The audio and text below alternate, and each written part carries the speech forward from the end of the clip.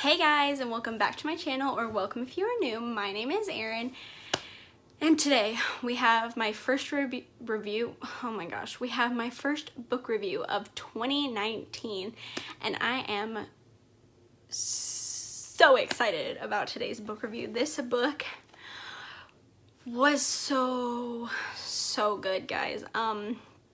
I've been recommended this book by a couple of people actually, and I had actually already bought it before I got recommended it, which made me really excited to read it. And yesterday I was like, you know what, I'm just gonna sit down and read it, and I did. I finished it yesterday, and I'm so happy I read this. So this is PENPAL by Dathan Auerbach, right? Dathan Auerbach, I think that's how you say his name. And I have a lot of thoughts about this book. So let's talk about the cover first. So the cover is pretty different from what I've seen before. It's just like a glossy regular paperback, and it has like this yellow, I guess it looks like envelopes. So it's envelopes like ripped, and then this is a forest scene with a little kid right there. I think it's a little kid. It looks like a little kid.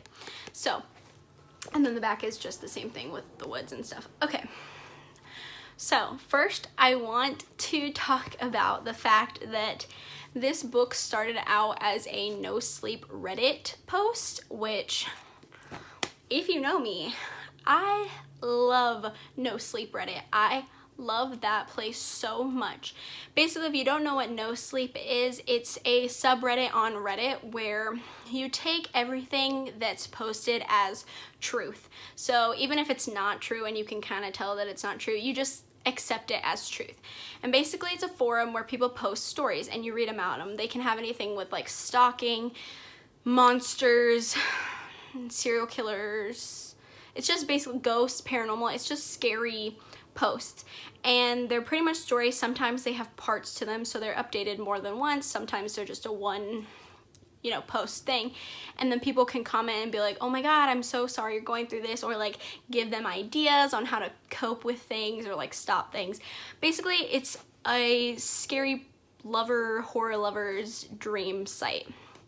It's really fun, and some of the people on there are really good storytellers. Like, they know how to write a scary story. Like, they suck you in, and they just, I don't know, they capture your attention, and it's so exciting to read.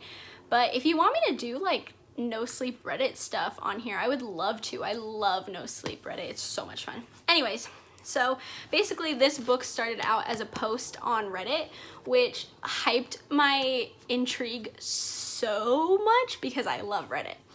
But anyways, so I want to talk about that first. So let's read the back. Honestly, it's not that long. It's really a short little excerpt. So it says, in an attempt to make sense of his own mysterious and unsettling childhood memories, a man begins to reconstruct his past.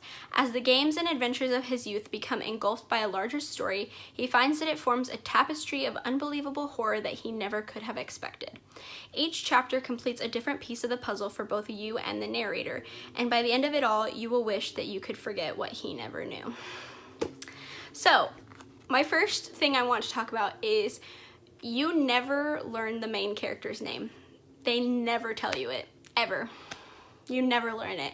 He literally just says I, and no one calls him a name, which I find very intriguing because I'm assuming it was done on purpose, and I don't know why. I can't really tell if it was just to make you more absorbed into the story and get you more focused on the actual events than it was to have a character like block that. Like, instead of getting, but see, that's the thing, I got super invested in the main character anyways without even having a name, and I'm wondering if that was the whole point, to see if you would get interested and like invested into this main character without a name. It just kind of intrigues me, so I'd love to know if any of you know why the main character does not have a name. I would love to know. You also do not know where this takes place. He never says a state or a city. He does say it takes place in the area of like an area of the US, but doesn't specify where. He does say that it doesn't get too cold, I think, at one point, so I would assume either like somewhere warm. So that's all I can really gather from this, but I find that kind of interesting because it kind of like, it doesn't really matter. That's the thing. The missing name and the missing area of place doesn't really affect how you read it. Like, I was a little thrown off at first. I was kind of like, hello, what's his name? Because when I would tell my boyfriend about it, I'd just be like, so his friend Josh and him, this kid that I don't know the name of, this, you know, this kid, this main guy, this kid, this main person, and I just kept saying that over and over because I didn't have a name. But like, his best friend has a name, and like other people have names. It's just so weird. Like, I don't know. I'm assuming it was a purposeful thing. If not, then I just read way far into it. But I found that super, super intriguing. So let me start off with talking about what this is about. So it starts off with the main character in kindergarten, and his kindergarten class does this project about community. And basically what you did is you wrote, like, these kids wrote notes saying like, hello, my name is blank, I go to blank elementary school, and I like swimming and blah blah blah, you know, tell them a little bit about yourself. And then they put this letter and attach it to a balloon, and then they all let their balloons go. And the whole purpose is to become pen pals with whoever finds the balloon. So like in the main character's note, he wrote like, well, actually it says he wrote, hello, my name is blank, and I went to blank elementary school, because they obviously aren't telling you that kind of stuff. And then he said a few things he likes, and he attached a Polaroid of himself, and the school also put a note in saying like what this was about, what it was for, and like how to write back and like send it to the school and stuff like that. So like obviously these people weren't like, what the heck, you know? And sorry, I'm talking so fast because I just have a lot to say about this book. So basically he also put in $1 for stamps, is what he said he wanted to do. So his mom gave him $1, and he actually wrote 4 stamps on the dollar because he thought it was like cute, so that way the person knew like it was 4 specifically stamps. And so he put all that in the envelope, and he drew a little stick figure with a little balloon in their hand, you know, and he taped it to his balloon.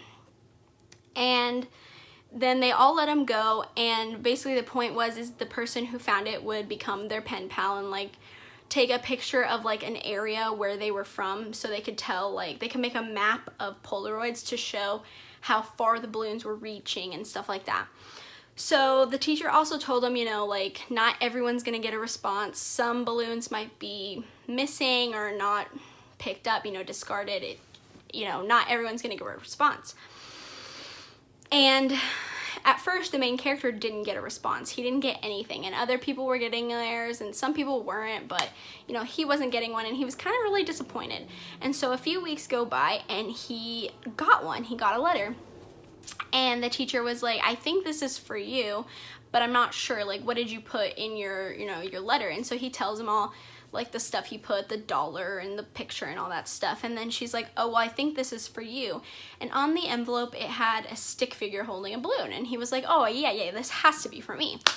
And inside the envelope was a blurry Polaroid. You couldn't really make it out, but you could kind of see what it was. But that was it. He didn't get like a letter saying like, hey, my name is blank, like we're pen pals now. And so he was kind of disappointed, and it was just kind of like, oh, okay. So the project kind of ended at the end of the school year, and they all got to take however many Polaroids they got back. And so his best friend Josh got 4, and the main character got 50 Polaroids throughout the whole school year. That is insane. He got 50 blurry Polaroids. So he like kept them and whatever.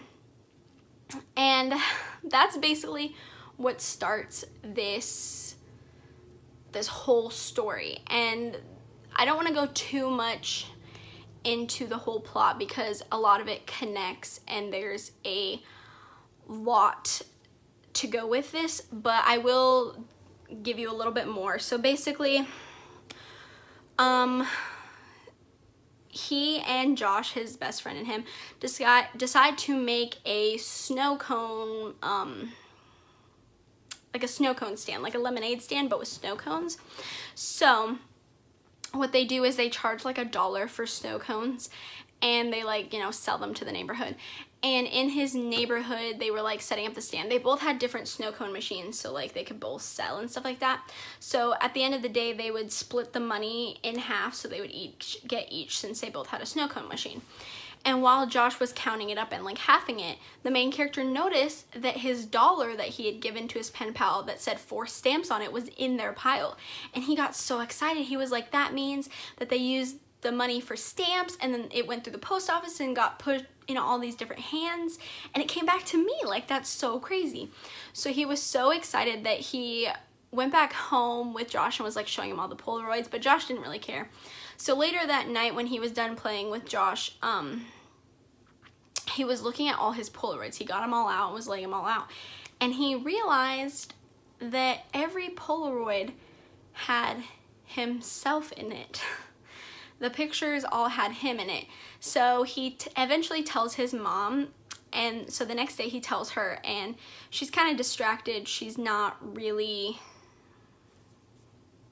you know, invested into what he's saying, because he's a kindergartner. He doesn't have a lot to like say, you know what I mean? But that's not true. Kids have a lot to say, but parents get distracted and stuff like that.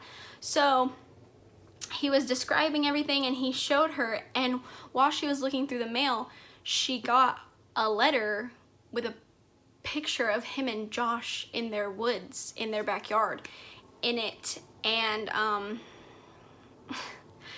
she freaked out, and she called the police, and basically he has a stalker, if you will. That's what I'm gonna call this. It gets way crazier. There are way more things going on. I don't want to give too much away, just because it is really, a lot of the details are woven together, and I don't want to give a lot away. But it's just, this story was so fascinating to me from the very beginning, because when you read the back of the book, it just says that he's reconstructing his past, and then it says, like, you know, it has an unbelievable horror, and then you wish you never knew what he did and all this stuff, and like you're intrigued, you know, but it doesn't give a lot away. So I was kind of like, all right, well, I'm gonna read it because it sounds good, and everyone was telling me to read it, and it was, you know, recommended to me, and of course I was like, oh, read it, cool. But there's so much more to this story than what meets the eye. There's so many things that intertwine together that you don't really realize until halfway, or maybe a little more than halfway. I honestly didn't see it coming. The ending is wild. This ending is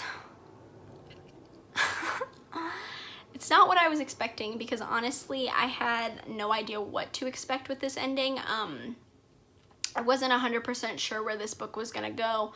I actually didn't have a full sense of if this person was actually a person or if it was like supernatural at points. I got a little like confused, and it is because it is taking place in the mind of a child. Well, the memories of a child. So basically from his mind, I mean, it starts out when he's a kindergartner and pretty much ends when he's 14.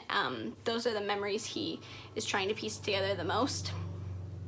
So I mean, he's a kid and he has imagination, so you can't tell if it's some of it's imagination mixed with like truth, or if it really is like this crazy, you know? It's an insane book. It's so good, but the ending, it's not a great ending. Okay, and I don't mean great as in it's not good. It is a good ending. Like, it makes you like, oh crap, you know what I mean? You're like, oh my god. Like, I was so like dazed after reading it. I was kind of just like, I had to tell my mom and my boyfriend about it. I was like, you have to listen to this. Let me tell you exactly what's going on. Like, this is crazy. And so like when I told them about the ending, they were kind of like, really? And I was like, yeah. And it was just, it was an ending. It's good as in it's surprising. I will say that. It's very surprising. I could expect some of it parts, but I didn't know it was gonna be the level of ending that it was. I didn't see it all coming, I saw a little bit of it coming. So that was nice because I love a shocking ending. That's always really, really, really exciting to me. But it was a good ending, as in like it makes you like still like the book, but not good as in it was happy. It wasn't a happy ending. I'll say that it was not happy, but it was a very punchy ending. It punched you in the face, if that makes a lot of sense.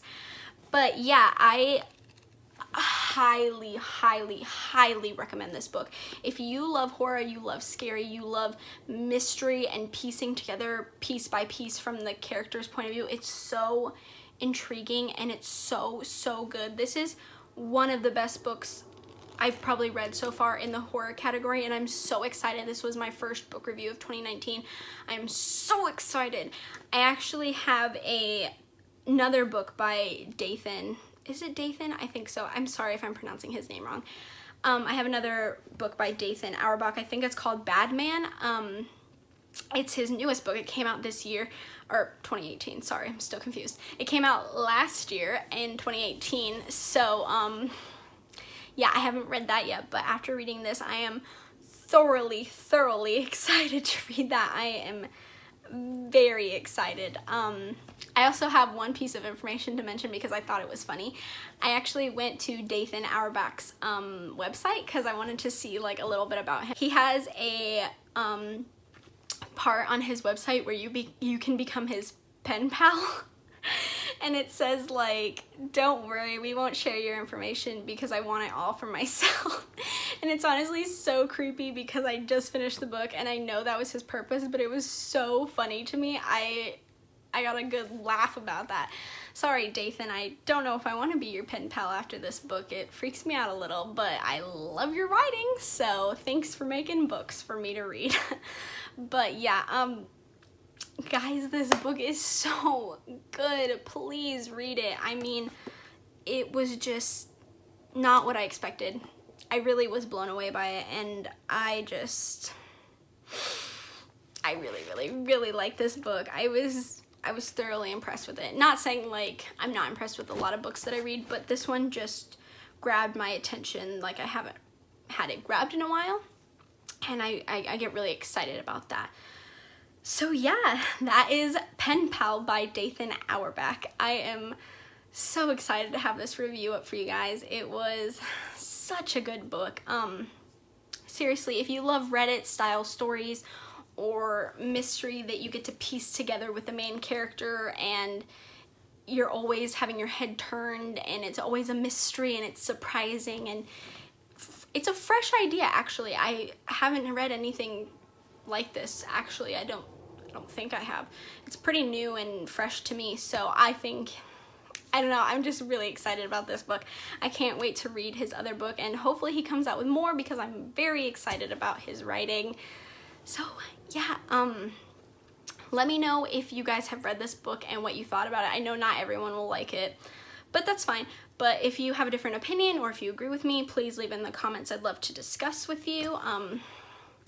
If you have any recommendations like this book, I'd love to hear them. And yeah, I hope you guys enjoyed this book review, and I will see you guys later. Bye!